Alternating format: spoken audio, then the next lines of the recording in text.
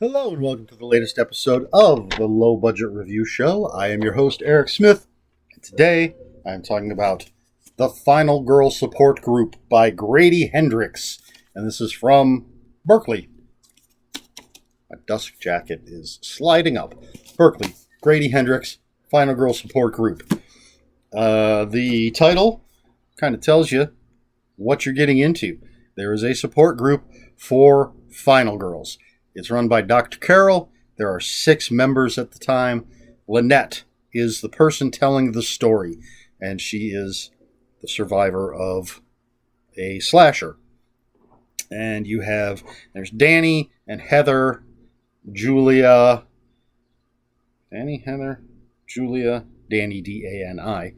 Heather, Julia, Lynette is 4, Adrian, and another one that I can't think of. Oh, did I say Marilyn? There's a Marilyn.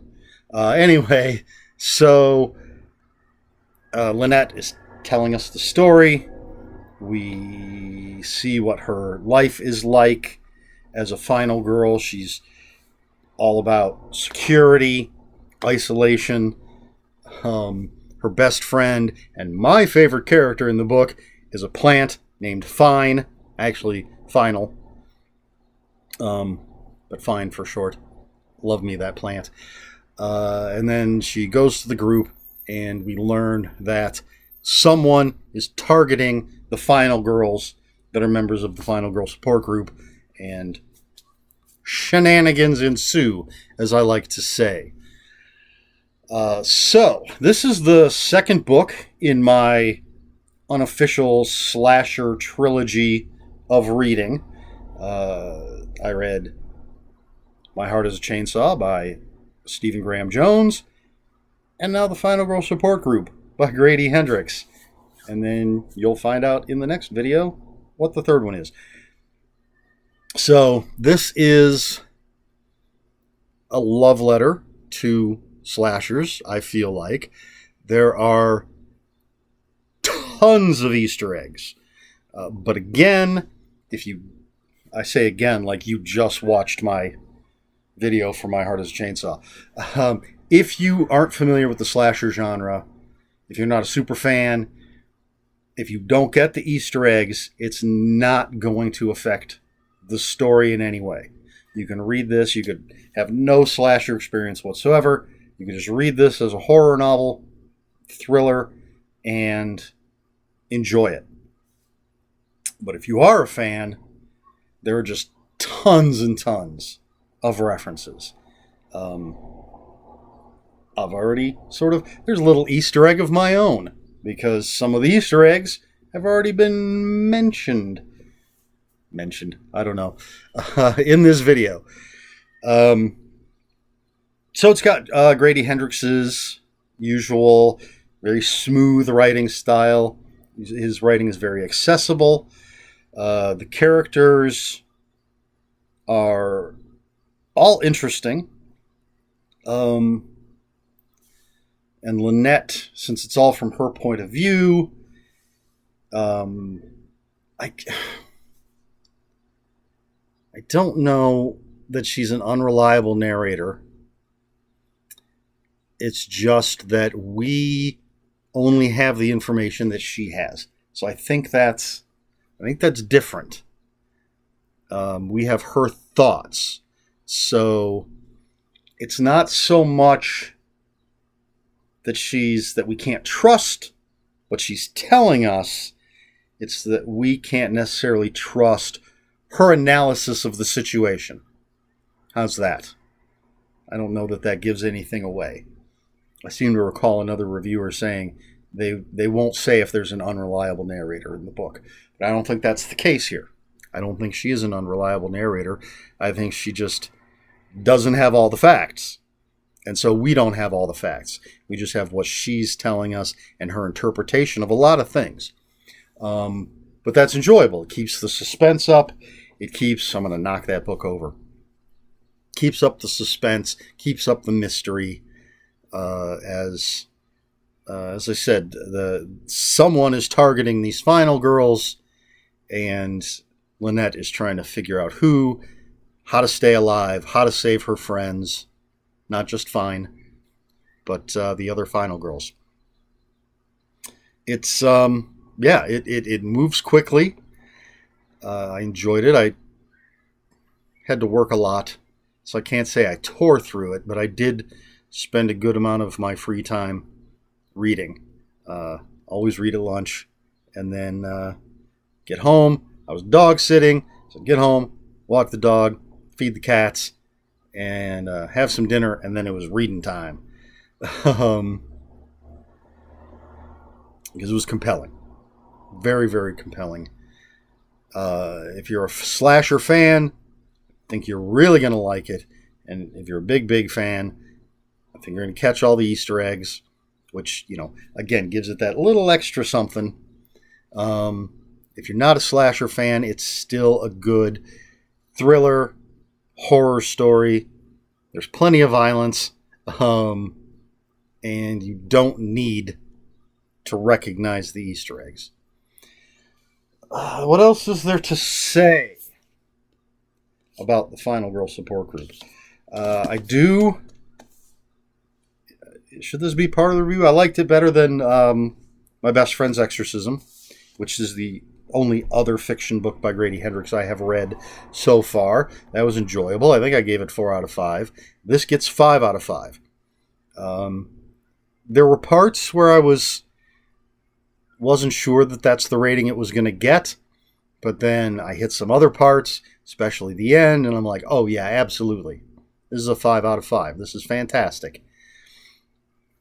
I was actually talking to my sister. She had read it. She said she thought it started a little slow. She had trouble getting into it. I disagree. I think it moves along, as I said, very quickly, and it starts. Boom, we're in the middle of it. We meet Lynette. All of these final girls are already final girls. We do get their stories eventually. And, there's lots of little supplemental material. There's transcripts from, I hate to say interrogations because they're the victims. But I wonder if it says interrogations in the book. I don't remember.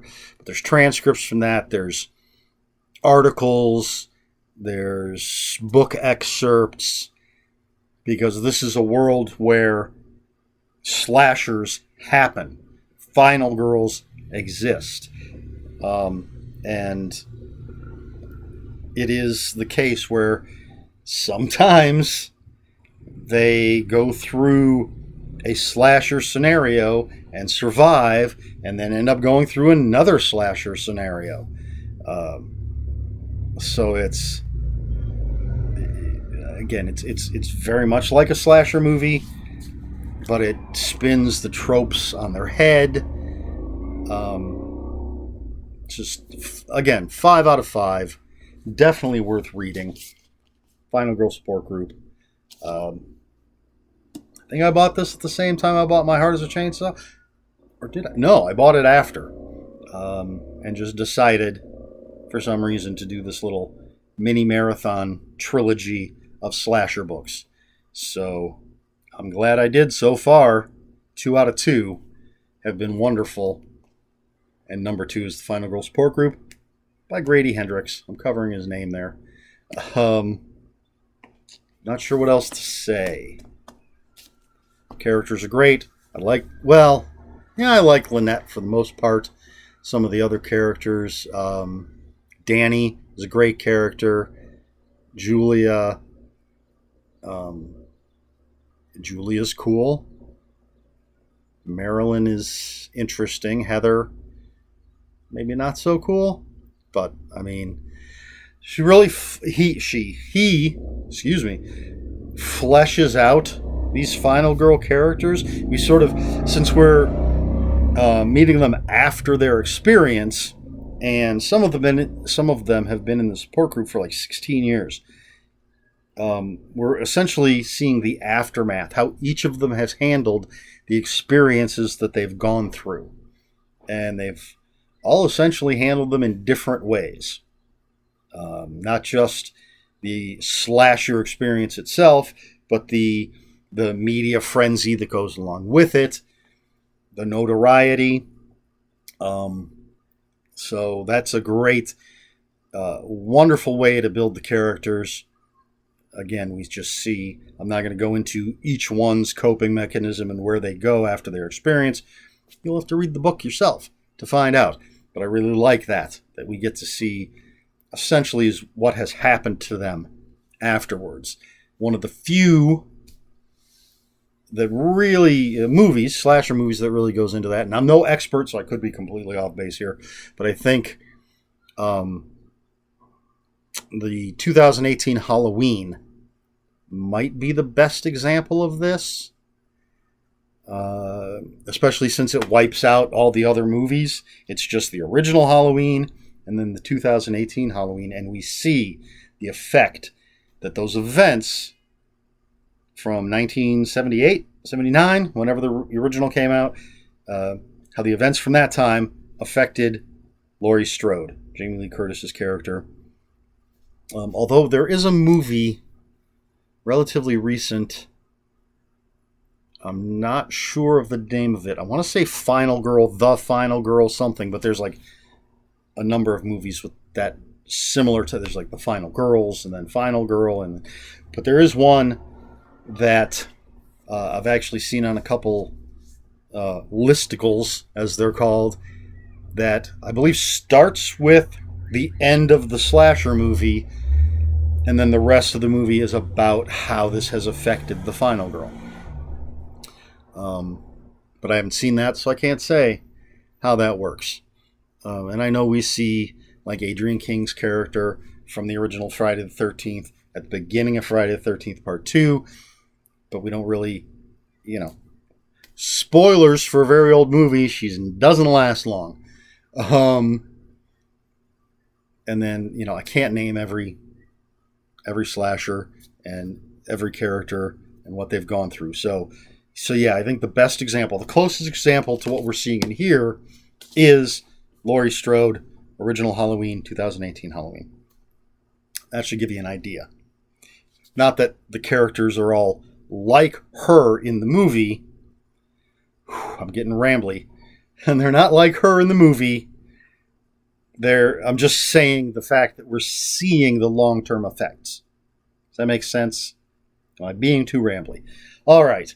So yeah, I guess that's it. Final Girl Support Group, Grady Hendrix. 5 out of 5 stars. Fantastic book. Very entertaining. Especially if you're a slasher fan. So, my question. I've already asked about slashers, which would be in the previous video. So, I don't know if I've asked about this. How do you feel about Easter eggs in your books? I may have already asked that. I don't know. I'm going to have to start making a list of these questions in case I start repeating myself. But I'm going to go ahead with it anyway. How do you feel about Easter eggs in your books? Do you not care one way or the other? If you recognize them, are you just like, whatever? Or are you like me, you're really excited, and you're like, yeah, I get that reference. That's cool. Do you feel it takes you out of the story? Have you encountered Easter eggs that you feel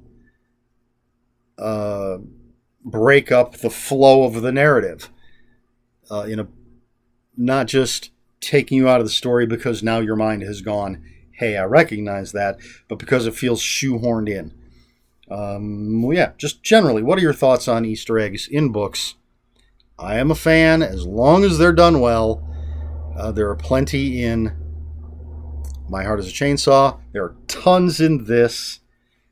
I enjoyed it. On the other hand, I don't know if they'd even be considered Easter eggs. Ready Player One and was it Ready Player Two that just shove that 80s nostalgia down your throat, where it just lists movies and games and pop culture stuff. That annoys the shit out of me. Can't stand it. Hate those books. Refuse to see the movie. But generally, if they're done well, I dig an Easter egg. let me know what you think. We'll talk about it in the comments. And if wow, that was a horrible transition. If you have any comments, questions, or corrections, please put them in the comments below. Comments are open for spoilers. Just post spoiler warning. We try to be polite here on the Low Budget Review Show. Please like, share, and subscribe.